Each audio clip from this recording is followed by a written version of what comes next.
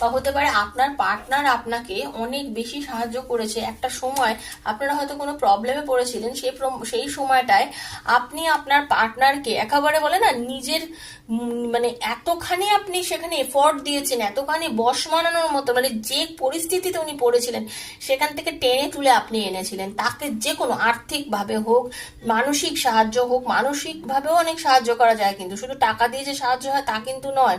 মানুষকে বুদ্ধি দিয়ে, মানুষকে শান্তি দিয়ে, মানুষকে নিজে মানে অনেক রকম ভালো ভালো কথা বলেও মানুষকে সাহায্য করা যায়।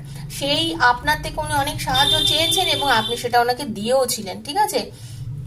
ইউনিভার্স বলছেন উনি আপনার পার্টনার কিন্তু আপনাকে নিয়ে স্টিল নাও ভাবছে এবং উনি চায় রিলেশনটাকে শুরু করতে।